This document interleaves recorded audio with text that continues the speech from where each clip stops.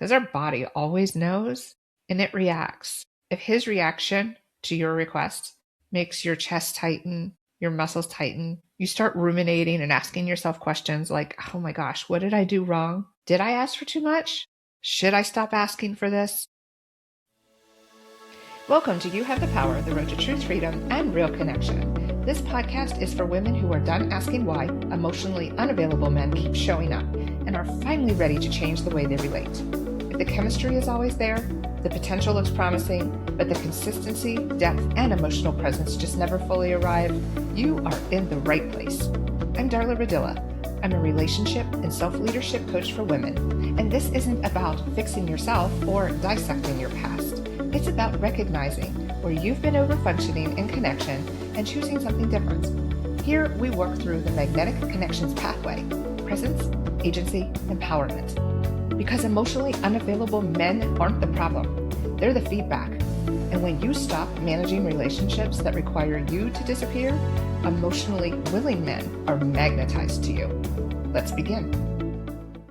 If you've ever asked for something simple and then walked away somehow feeling like you were the problem, or after asking for something, you felt your body tighten and it was just something small, or maybe you wondered how asking for something which seems so normal to you turned into this big deal and felt really heavy. If you've ever experienced any of that, today's episode is for you. Today we start a new series called Reasonable versus Unreasonable Request: The Truth About Emotional Availability. And in this first episode, we're going to be talking about the awareness of what is a reasonable request and what is not. And then in the next episode, we'll talk about the patterns that are involved in those requests. And then finally, in episode 3, we'll talk about how you will learn how to set boundaries. I'd like to share a couple examples of my own life of when I had a reasonable request that was treated as unreasonable. I went to Texas with my ex-husband. We were going to spend a holiday with his family. And during that time, we did a side trip to Galveston. It was a beautiful day. I love the beach. There's just something that's so romantic about the setting. And I made a simple request. Everyone was going to walk on the beach. And I said, come on, come walk with me. We can hold hands while walking along the shore. And he became extremely irritable and unreasonable and didn't want to walk with me. He just wanted to sit in the car by himself. I wasn't asking for anything big. We were on a vacation. We were with his family, and I was looking for this beautiful memory that we could create. But instead of him wanting to create that memory, he decided to gaslight me, to act like this was unreasonable. And in that moment, I felt so much confusion. There was this kind of whiplash moment of, what just happened?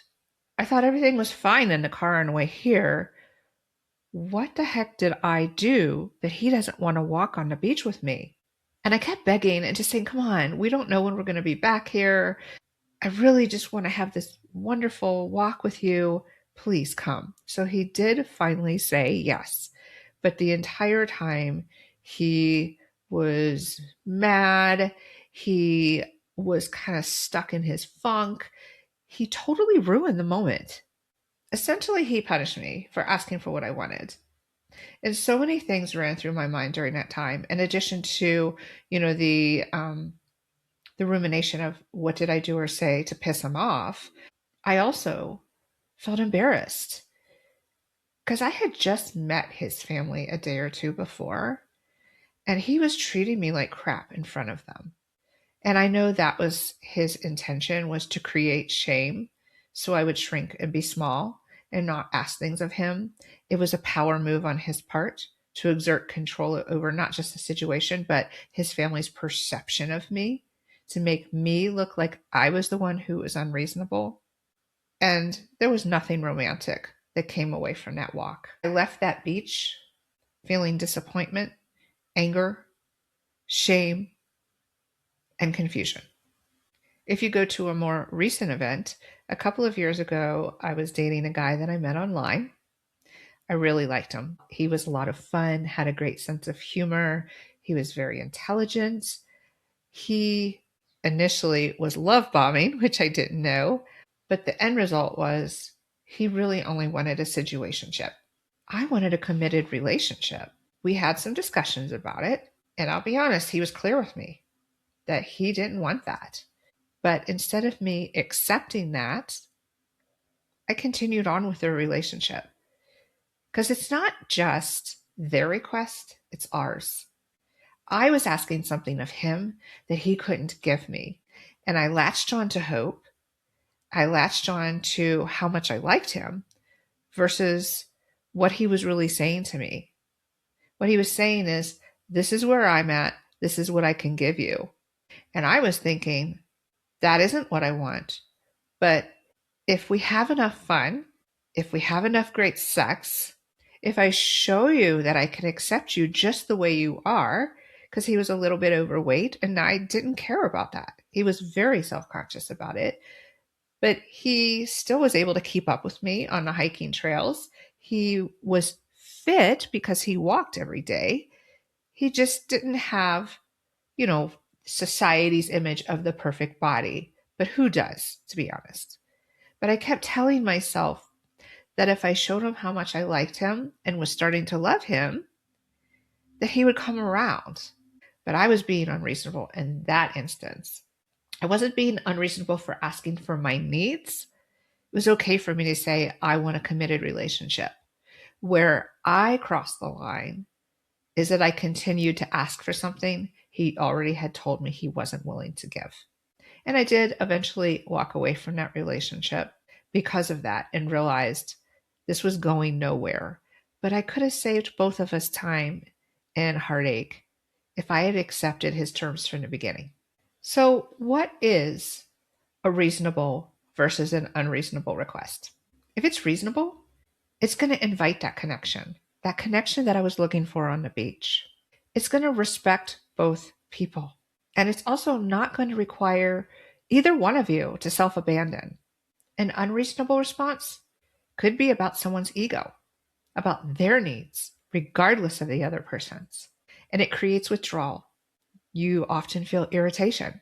One of you has a mood shift, and you end up feeling like a burden. Give you the example of the beach. I made a reasonable request that created connection. I wanted a romantic moment with my ex-husband that incorporated his family. I was showing not only do I want a memory with you, I want a memory with your extended family because that's important to me. But he turned it on me. He instantly got very indignant and surly. He ruined the moment and he made it look like I was the one who was wrong and unreasonable. The Galveston story is actually a perfect example of how emotionally unavailable men don't just say no, they contaminate the moment. He ruined it. He punished me. I'm going to invite you, whenever you make a request of someone that you're dating or in a relationship with, that you listen to your body, because our body always knows and it reacts. If his reaction to your request makes your chest tighten, your muscles tighten, get tunnel vision, you start ruminating and asking yourself questions like, oh my gosh, what did I do wrong? Like I did? Did I ask for too much? Should I stop asking for this? What that creates is a form of self-abandonment that over time makes you shrink because you start second guessing yourself, which is exactly what an emotionally unavailable man wants you to do because they don't want you to continue to ask. And as you shrink and you break down over time, you stop asking for what you want. You stop asking for the invitation. You stop expressing your needs. And you start becoming more aware of his mood and what his reaction is going to be because you are more afraid of what his reaction is versus what your needs are. And this is what self-abandonment looks like and how it starts. An emotionally unavailable man is going to interpret participation as pressure. And a secure man, he's going to see participation as partnership because this isn't about capacity. It's more about willingness. And to explain the difference, Let's go back to that moment on the beach. Let's say that my ex-husband was an emotionally willing man. A couple days before that, we had done a long overnight drive. Let's say it wasn't about control, but it really was about capacity. What that would have looked like would have been, hey, hun, you know what? A walk on the beach sounds amazing. I would love that. But right now, I am still really so tired from our long drive. I was up all night and I feel like I just really haven't gotten enough rest. How about you go take that walk? You get your time in on the beach. I'm going to sit here and wait for you. And then we'll sit together on the beach and we can still create that memory. That's what emotional availability and willingness looks like. I would love to do this, but I don't have the capacity. So, how about we try this? He tries to meet you in the middle. He wouldn't have been angry. He wouldn't have been irritable. He would have been wanting to create some form of connection in the moment. At that time in my life, I had no clue what a magnetic connections pathway looked like. So I wasn't able to embody presence in that moment. I wasn't able to actually see what he was doing, that he was minimizing me. But now I do. If I were to go back to that moment, how I would have handled it now is to say, this doesn't work for me. I made a simple request. I would have liked you, even if you couldn't meet that request, to speak to me in a respectful manner. I am going to choose to take that walk on that beach without you and create my own memory. And if you want to choose to sit in a car and miss out on a moment not only with me, but with your family, then you do that. That's on you. I made a reasonable request, and you have just given me an unreasonable response that's unacceptable to me. So I'm going to end this conversation right here. If I could go back and exercise presence in that relationship from 2 years ago, that would have looked like, you know what? I'm really disappointed to hear that you're not looking for a committed relationship and that we aren't going to be able to meet each other's needs and desires. This is something that's really important to me. I really enjoyed getting to know you, but I've decided to not proceed and I'm not going to be dating you anymore. And I wish you the best. I would have chosen not to live in hope. I would have chosen not to continue to ask him for something he couldn't give me. The very first step to us being able to change patterns is to be aware of what the pattern is in the first place. If we don't know that there is room for improvement and change, how can we change it? So I'm going to invite each of you just to really be more aware. When you make a request, is it reasonable?